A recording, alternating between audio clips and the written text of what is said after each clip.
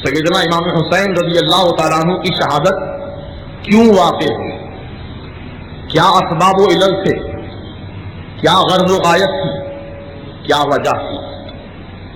اس بات کو سمجھنا بہت ضروری ہے، کیونکہ نئی نسل کے نوجوان اس بات سے کم واقف ہیں کہ امام حسین کی شہادت آخر ہوئی کیوں، میدان کربلا کیوں گرم ہوا، خانواد نبوت کے چشم و چراغ کے چراغ کیوں گل کر دیے گئے، ان کی زندگیوں سے کیوں کھلواڑ کیا گیا، کیا وجہ تھی اس کی؟ عزیزان محترم، مسلم اور متفق روایات کی روشنی میں یہ بات میں عرض کرنا چاہتا ہوں کہ دین اسلام کی بقا کے لیے، دین اسلام کی بقا کے لیے امت محمدیہ صلی اللہ تعالی علیہ وسلم کی حفاظت کے لیے اور ان کی ہدایت کے لیے نانا جان نے یعنی سرکار مدینہ علیہ السلام نے اپنے پیارے نواسے سے بچپن ہی میں وعدہ لے لیا تھا، بچپن ہی میں اس بات کا وعدہ لے لیا تھا کہ بیٹا حسین میرے دنیا سے گزر جانے کے بعد ایک وقت آئے گا کہ میری امت پر بہت نازک وقت ہوگا،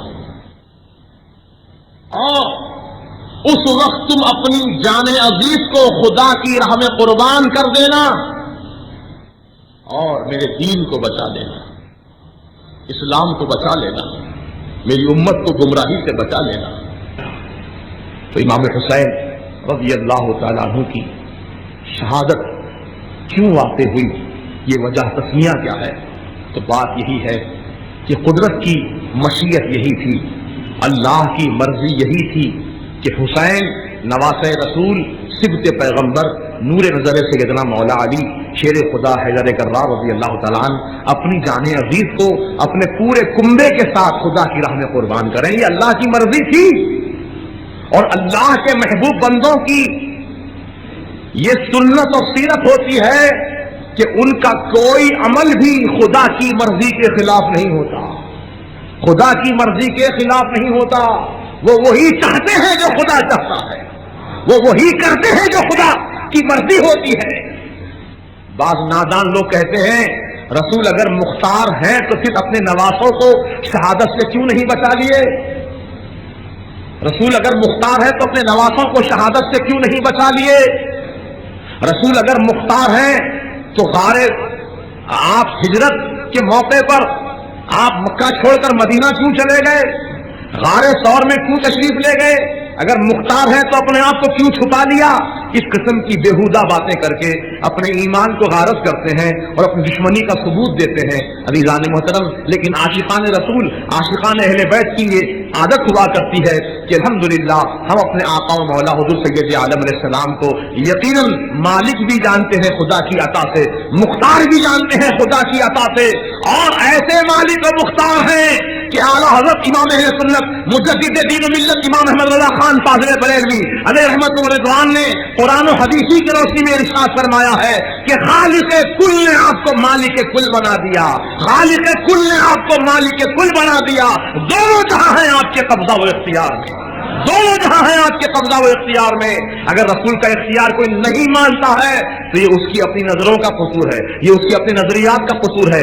سورج تو عزیزان محترم اپنی سورج کی کرنیں روزانہ نکل رہی ہیں، دنیا کو مستنیر کر رہا ہے سورج، منور کر رہا ہے دنیا کو سورج، لیکن چمگادڑ جو اپنی آنکھوں کو دن بھر بند رکھتی ہے، اگر کوئی کہے کہ نہیں سورج روشن نہیں ہے، سورج میں روشنی نہیں ہے، سورج تو اندھیرا اندھیرا ہے، سورج تو بالکل کالا کالا ہے، یہ چمگادڑ اگر اپنا مشورہ دے تو کیا چمگادڑ کی بات آپ تسلیم کر لیں گے کہ چمگادڑ تو دیکھے ہی نہیں سورج کو، وہ کیا جانے سورج کا حسن کیا ہوتا ہے، وہ کیا جانے سورج کی کرنیں کیا ہوتی ہیں، وہ کیا جانے سورج کی روشنی کیا ہوتی ہے؟ ارے سورج کو دیکھے تب تو پتا چلے، سورج کو دیکھے تب تو پتا چلے کہ سورج میں کتنی روشنی چمک دمک ہے، لیکن چمگادڑ بیچاری وہ تو اپنی آنکھ بند کی رہتی ہے صبح سے شام تک، سورج جب ڈوبتا ہے تب اپنی آنکھوں کو کھولتی ہے۔ تو آج کے دور میں بھی کچھ چمگادڑ کی سورج کو دیکھے تب تو پتا چلے کہ سورج میں کتنی روشنی چمک دمک ہے، لیکن چمگادڑ بیچاری وہ تو اپنی آنکھ بند کی رہتی ہے صبح سے شام تک، سورج جب ڈوبتا ہے تب اپنی آنکھوں کو کھولتی ہے۔ تو آج کے دور میں بھی کچھ چمگادڑ کی خصلت کے لوگ ہیں جو رسول پاک میرے آقا کی حیات طیبہ کو نہیں دیکھنا چاہتے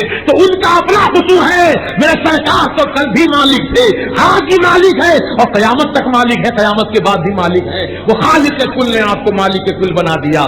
دونوں جہاں ہے آپ کے قبضہ و اختیار میں. اسی لیے اعلیٰ حضرت نے فرمایا ماہ شق گشتہ کی صورت دیکھو, ماہ شق گشتہ کی صورت دیکھو, کانپ کر مہر کی رجعت دیکھو, مصطفیٰ پیارے کی قدرت دیکھو کیسے اعجاز ہوا کرتے ہیں. اللہ اکبر, اختیار رسول کا. اللہ اللہ. ایک دیہات کا شخص آیا, دیہاتی, کہنے لگا ہے محمد تم اللہ کے سچے نبی ہو تو ذرا اس درخت کو اپنے پاس سے بلا کر دکھاؤ. لو یہ کوئی بات ہوئی؟ درخت کو اپنے پاس بلاؤ. آپ ساری دنیا کے انسان مل کر کسی درخت کو درخت, ایک چھوٹے سے پودے کو جس کی ابھی کوپلیں پھٹی ہیں, اس پودے کو اپنے پاس نہیں بلا سکتے آپ. وہ چل کر آ نہیں سکتا آپ کے پاس. ہاں اسے اٹھا کر لے آئے کوئی تو اور بات ہے, لیکن وہ خود سے چل کر نہیں آ سکتا.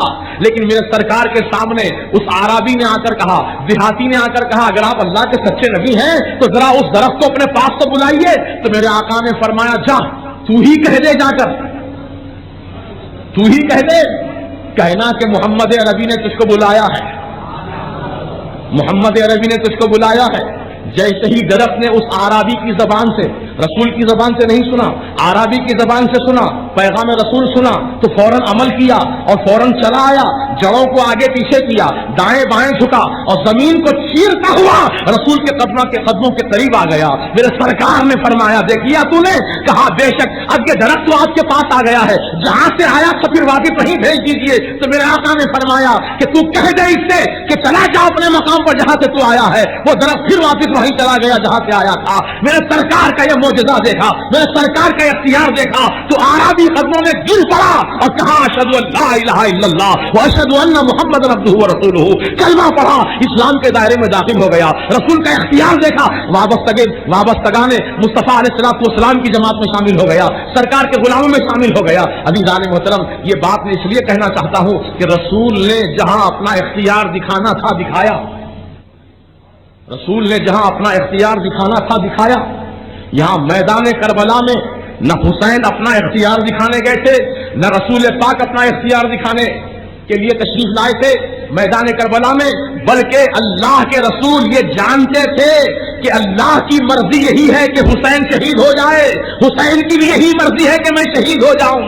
عزیزان محترم, جب خدا کی مرضی ہے, رسول کی مرضی ہے, حسین کی مرضی ہے تو بھلا کون اس میں مداخلت کر سکتا ہے؟ یہ تو اللہ کی طرف سے مقدر ہو چکا تھا اور وہ